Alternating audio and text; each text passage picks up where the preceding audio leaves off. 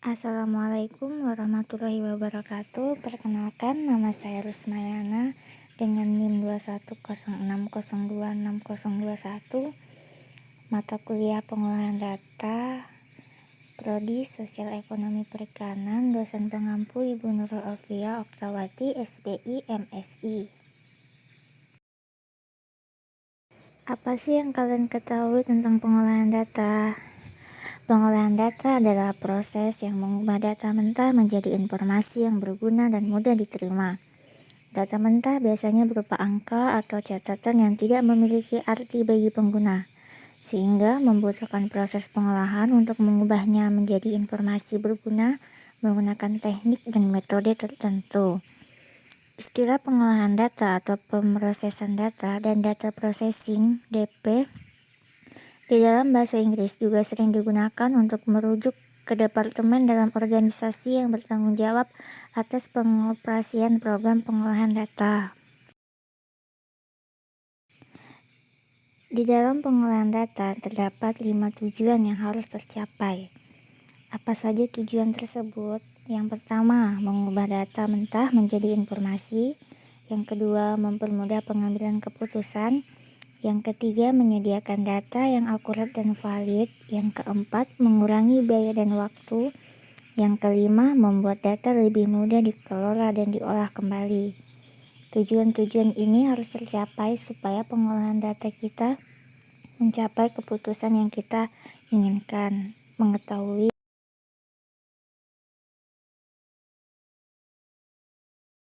tujuan yang pertama, mengubah data mentah menjadi informasi.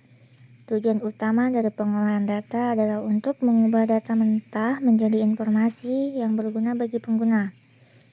Data mentah yang telah dikumpulkan tidak akan berguna jika tidak diolah terlebih dahulu. Data-data tersebut hanya akan menjadi angka-angka atau catatan yang tidak memiliki arti jika tidak diolah.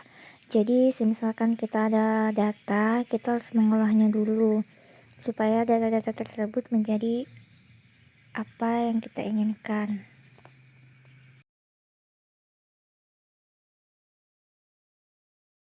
Yang kedua, mempermudah pengambilan keputusan. Data mentah yang telah diolah menjadi informasi berguna dapat membantu mempermudah pengambilan keputusan bagi pengguna. Informasi yang jelas dan mudah dipahami membuat proses pengembalian keputusan lebih cepat dan efisien. Jadi ketika kita sudah mengolah data, kita akan mengetahui apa saja keputusan yang ada dalam data tersebut. Apakah data ini benar atau tidak akan ketahuan nantinya jika kita melakukan pengolahan data.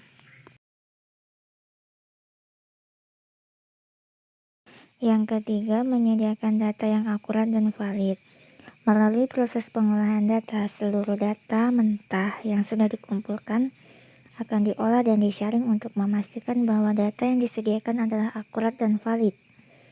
Ini merupakan hal yang sangat penting ketika hendak membuat keputusan bisnis yang diambil berdasarkan data.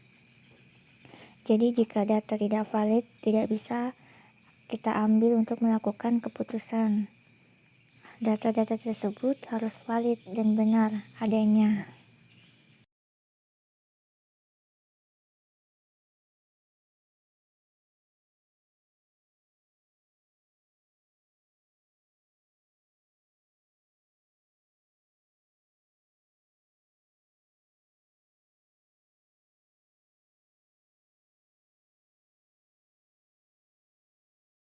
Yang keempat, mengurangi biaya dan waktu. Pengolahan data menggunakan teknik dan metode yang efisien dapat membantu mengurangi biaya dan waktu yang dibutuhkan untuk mengumpulkan data dan menganalisa data. Ini dapat membantu membuat proses bisnis menjadi lebih efisien dan efektif. Jadi kita lebih menghemat untuk mengeluarkan biaya, waktu. Kita bisa mengambil data-data tersebut melalui online, melalui website yang ada yang kita perlukan. Yang kelima, membuat data lebih mudah dikelola dan diolah kembali. Data yang telah diolah menjadi informasi berguna dapat membuat data-data tersebut menjadi lebih mudah dikelola dan diolah kembali untuk keperluan selanjutnya. Ini dapat membantu memastikan bahwa data dapat digunakan dengan baik untuk waktu yang lama. Dalam kurun waktu misalkan setahun kemudian, data-data tersebut pasti masih banyak yang mencari untuk melakukan penelitian-penelitian terbaru.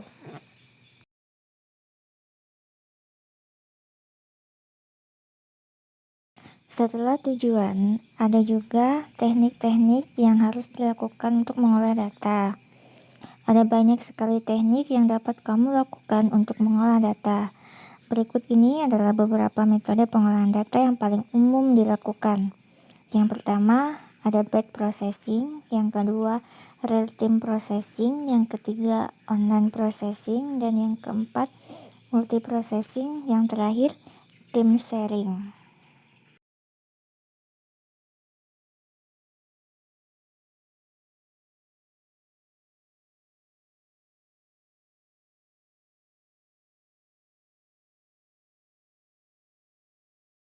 Yang pertama, batch processing. Teknik ini melibatkan pengolahan data secara berkala atau sekaligus dalam batch atau kelompok besar. Proses pengolahan data dilakukan pada data yang terkumpul dan tidak dilakukan secara real-time. Batch processing sering digunakan untuk tugas-tugas pemrosesan yang besar dan kompleks seperti laporan bulanan atau pemrosesan gaji. Pemrosesan batch karena membutuhkan interaksi manusia yang minimal dan membuat tugas berulang lebih efisien untuk dijalankan. Pemrosesan batch modern juga membutuhkan pengawasan atau manajemen manusia yang minimal. Jika ada masalah, sistem secara otomatis memberitahu tim yang bersangkutan untuk menyelesaikannya. Yang kedua, ada real-time processing. Teknik ini melibatkan pengolahan data secara real-time, sehingga data dapat diproses dan diterima hasilnya pada saat yang sama. Real-time processing sering digunakan dalam aplikasi-aplikasi yang membutuhkan waktu tanggap cepat seperti sistem transaksi, pemantauan sensori, dan aplikasi permainan. Misalnya seperti kita belanja di Indomaret atau minimarket yang lainnya, mereka akan melakukan processing mensensor barang belanjaan kita agar mereka mengetahui berapa harga dan berapa uang yang harus kita bayar untuk belanjaan kita.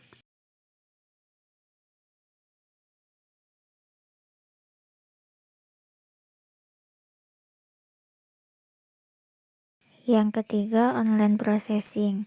Teknik ini melibatkan pengolahan data secara terus-menerus saat data masuk dan memproses setiap data individu secara terpisah. Online processing sering digunakan dalam sistem yang membutuhkan interaksi real-time antara pengguna dan sistem, seperti aplikasi e-niaga, e-commerce, sistem informasi pelanggan, dan sistem informasi manajemen. Kurang lebih ya sama saja sama real-time. Salah satu contoh penggunaan online processing adalah transaksi online. Dalam sistem pengolahan online transaksi secara individual di-entry melalui peralatan terminal, divalidasi dan digunakan untuk mengupdate dengan segera file komputer. Hasil pengolahan ini kemudian tersedia segera untuk permintaan keterangan atau laporan.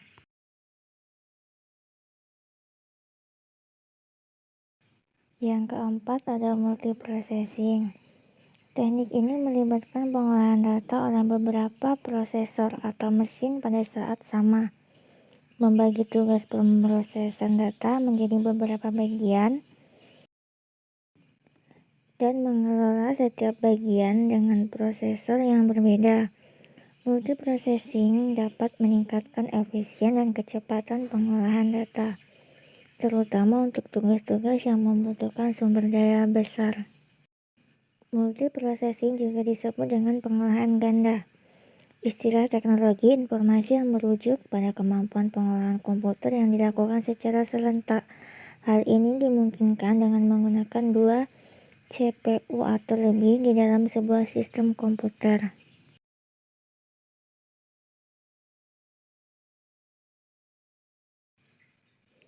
Yang kelima, tim sharing. Teknik ini melibatkan pengolahan data dengan mengalokasikan sumber daya komputer dan data dalam slot waktu ke beberapa pengguna secara bersamaan. Tim sharing memungkinkan banyak orang yang berada di tempat berbeda untuk menggunakan sistem komputer tertentu pada waktu yang bersamaan. Salah satu contoh penggunaan tim sharing sistem ini dapat dilihat dalam pemakaian satu teller terminal pada satu bank, bila mana seorang nasabah datang ke bank tersebut untuk menyimpan uang atau mengambil uang. Maka buku tabungannya ditempatkan pada terminal dan oleh operator pada terminal tersebut dicatat melalui papan ketik keyboard. Kemudian data tersebut dikirim secara langsung ke pusat komputer, memprosesnya, menghitung jumlah uang seperti yang dikehendaki dan mencetak pada buku tabungan tersebut untuk transaksi yang baru saja dilakukan. Setelah teknik, ada juga metode pengolahan data. Ada 3 metode pengolahan data yang paling umum digunakan, antara lain yang pertama pengolahan data manual, yang kedua pengolahan data mekanis, yang ketiga pengolahan data elektronik. Pengolahan data manual adalah metode pengolahan data ini ditangani secara manual. Seluruh proses pengumpulan data, pemilteran, penyortiran, perhitungan, dan operasi logis lainnya semua dilakukan dengan campur tangan manusia dan tanpa menggunakan perangkat elektronik atau perangkat lunak otomatis lainnya. Ini adalah metode terbiaya rendah dan membutuhkan sedikit atau tanpa alat, tetapi dapat menghasilkan kesalahan yang tinggi, biaya tenaga kerja yang tinggi, dan banyak waktu serta tugas yang repetitif. Yang kedua, pengolahan data mekanis. Dalam metode ini dapat diproses secara mekanis melalui penggunaan perangkat dan mesin. Ini dapat mencakup perangkat sederhana seperti kalkulator, mesin TIK, mesin cetak, dan lain sebagainya. Metode ini dapat digunakan untuk operasi pengolahan data sederhana. Selain itu, metode ini juga memiliki tingkat kesalahan yang jauh lebih sedikit daripada pengolahan data manual. Tetapi peningkatan jumlah data membuat metode ini lebih kompleks dan sulit. Yang ketiga, ada pengolahan data elektronik. Dalam metode ini, data diproses dengan teknologi modern, menggunakan perangkat lunak dan program pengolah data. Satu set instruksi diberikan kepada perangkat lunak untuk memproses data dan kemudian menghasilkan output. Metode ini adalah yang paling mahal, tetapi dapat memberikan kecepatan prosesan tercepat dengan kendala dan akurasi keluaran tinggi.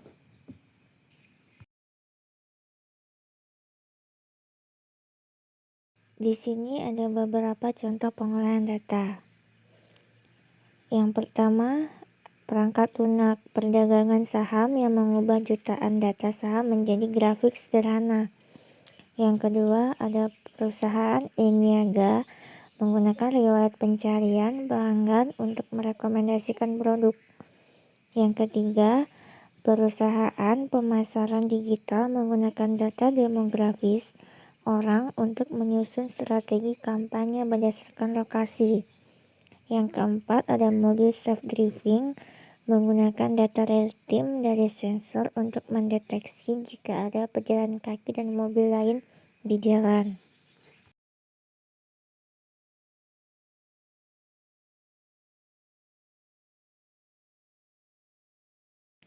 Dalam pengolahan data juga terdapat siklus pengolahan data.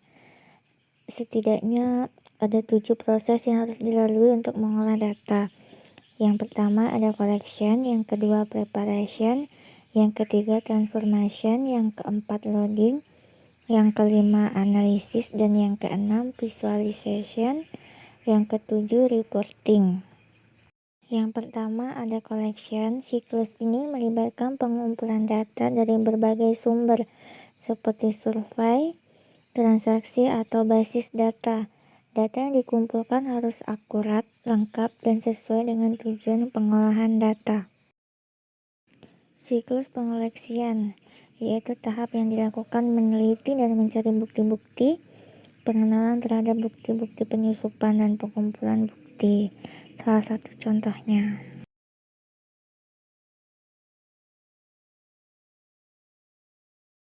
Yang kedua ada preparation. Siklus ini melibatkan pembersihan data dari kekurangan, kesalahan, atau duplikasi.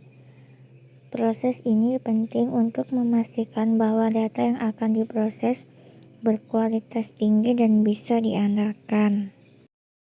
Contohnya seperti kita mengumpulkan data-data.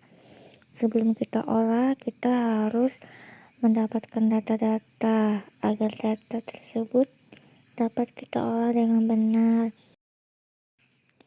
Yang ketiga ada transformation. Siklus ini melibatkan pengubahan bentuk data seperti encoding, scaling, atau agregasi. Proses ini berguna untuk membantu mengubah data menjadi format yang sesuai dengan kebutuhan analisis. Contoh dari transformation itu sendiri seperti Gojek, Tokopedia, Traveloka, dan Ruang Guru. Yang keempat ada siklus loading.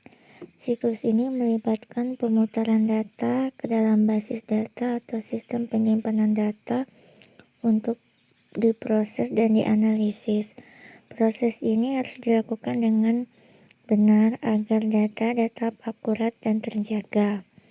Loading ini seperti kita menunggu mengupload secara benar dan baik agar data tersebut tidak bocor kemanapun. Yang kelima ada analisis. Siklus ini melibatkan analisis data untuk mengekstrak informasi yang berguna dan memenuhi tujuan pengolahan data. Analisis yang dilakukan dapat menggunakan teknik statistik pembelajaran mesin, machine learning, atau teknik lain yang sesuai. Contoh analisis data bisa melalui observasi, survei, maupun wawancara. Yang keenam ada visualization. Siklus ini melibatkan representasi visual dari hasil analisis data seperti tabel, grafik, atau visualisasi interaktif. Proses ini membantu memvisualisasikan dan memahami hasil analisis dengan mudah. Visualisasi juga merupakan penggunaan media komputer sebagai alat pendukung dalam menggunakan penggambaran visual interaktif agar dapat memperkuat pengamatan informasi yang dilakukan. Yang ketujuh ada reporting. Siklus ini melibatkan penyajian hasil analisis dan visualisasi dalam bentuk laporan atau presentasi. Proses ini dapat membantu menyajikan hasil analisis dan visualisasi kepada audiens yang tepat. Contohnya ketika kita melakukan penelitian, kita mengumpulkan data dari awal sampai akhir, kemudian kita menganalisis, dan kemudian kita mempresentasikannya hasil dari apa yang kita teliti tersebut. Apakah penelitian tersebut baik atau buruknya, semua akan terlihat ketika kita sudah melakukan proses pengolahan data. Kesimpulannya, dengan sistem pengolahan data pengajian melalui komputer menjadikan proses pengolahan data pengajian menjadi lebih cepat dan lebih efisien. Pengolahan data dengan menggunakan sistem komputer merupakan cara yang paling cepat dan tepat dalam menunjang sistem-sistem pengolahan data pengajian. Hal ini juga harus ditunjang dengan penggunaan software yang tepat. Sekian materi dari saya, kurang dan lebihnya saya mohon maaf yang sebesar-besarnya. Saya ucapkan terima kasih dan wassalamualaikum warahmatullahi wabarakatuh.